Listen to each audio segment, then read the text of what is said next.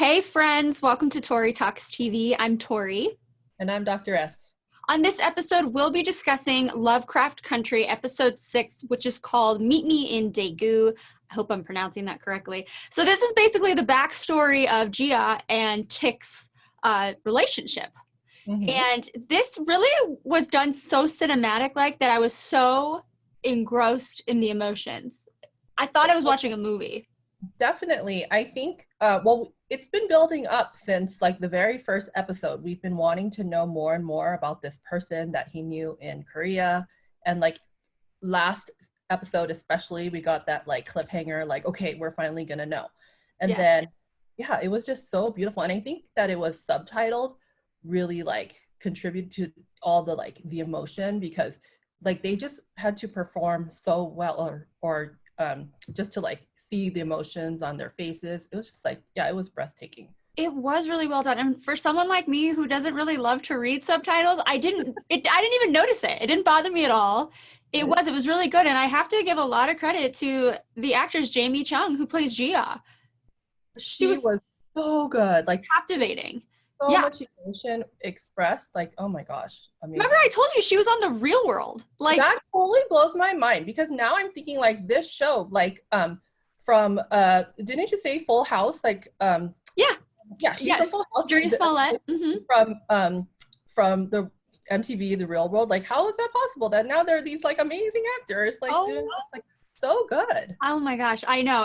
I was super impressed by her, Jamie Chung. Well, everybody, of course, but yeah, she really had most of this episode. So she did an amazing job. So we get to see more like mythological creatures, because it turns out that she is this, I'm going to say it wrong, Kumiho, which is a 9-tailed fox spirit, and they're summoned in the form of a beautiful woman to like avenge the wrong done by men, which is like so fascinating.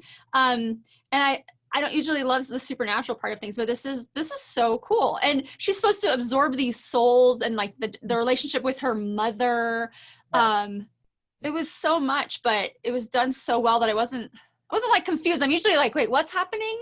It didn't, like, I did not know that was the direction that this was going when she was with that first man.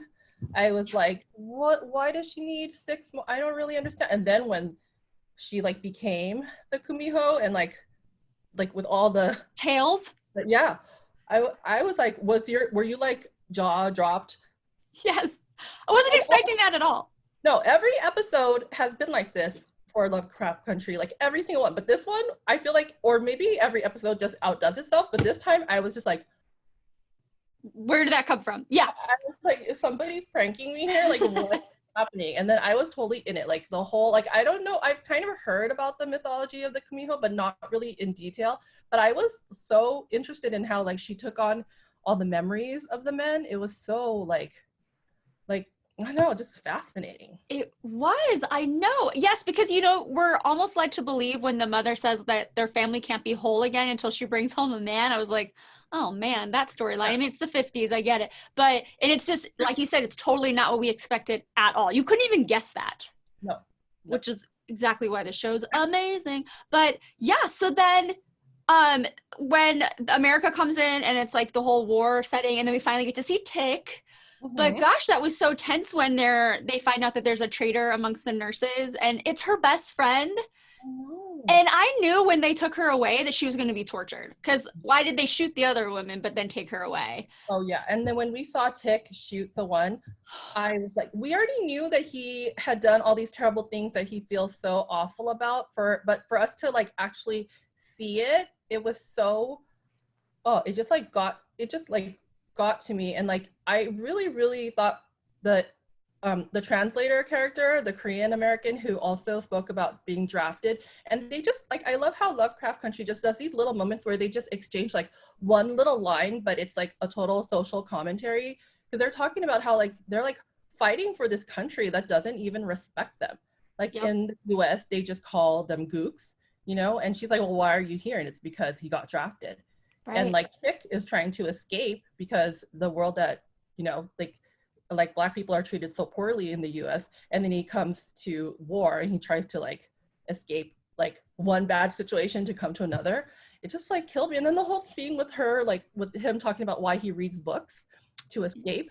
Yes. And then he went to war to escape because the books weren't enough to help him escape. And then he broke his glasses, so he couldn't even read. It was gut-wrenching, huh? Yes. No, it really did also speak to, like, it seems like the theme of this show so far is like monsters in all different forms. There's like the mythological monsters, there's the racist monsters, there's people that went to war and had to kill people under orders and they feel like monsters, and them bonding over that commonality was wow. Oh my gosh, that scene where she goes to see him and dates Hawk, and they talk about like seeing each other like for like the monsters and like still loving each other. I've never seen anything like so emotional. Like, what a declaration of love, but like, you know, the weirdest one I've ever seen. Right? Well, I was super worried for her when the Korean American led her into that tent, and I thought she was going to get attacked. I thought so too. And then it was like so romantic. Oh, and her whole like infatuation with like Judy Garland movies and like American film to begin with, like it was just so, like so sweet. God. I know. Yes, and then he played that movie for her. I was like, wow, this is like such a love story. It's a beautiful love story, and they have so much chemistry.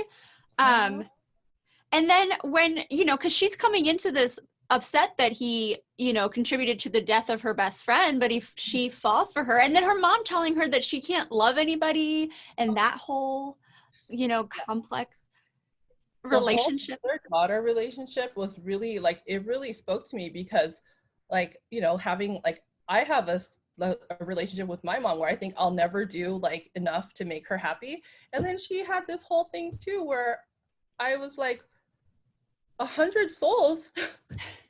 She asked a lot of you. That's true. Yeah.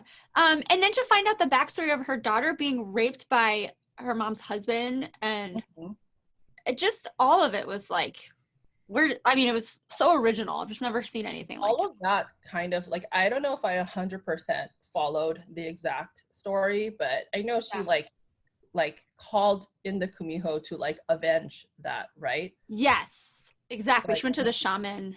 Yeah. Oh, it was very and then once they actually fall in love, and it's just like so sweet, and you see them like being all playful, and then but that last love scene they had where she couldn't control her tails, because she said she could, but I wonder what made that happen.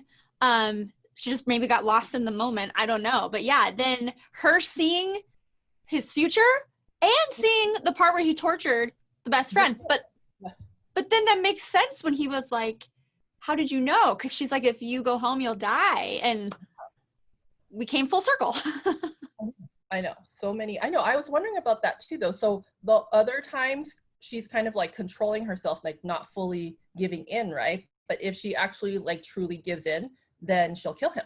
Yeah, that's true. Like, oh my gosh.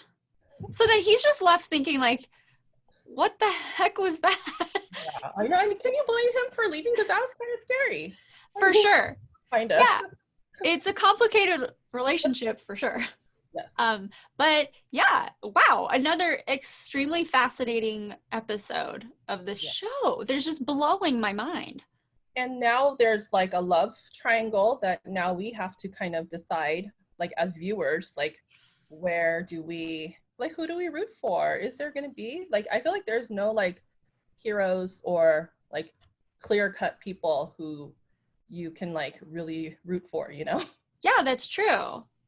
I don't know, because he calls Gia and says like, you know, how did you know? So yeah, are they going to meet? I don't know like how this is all going to happen, but he did tell Letty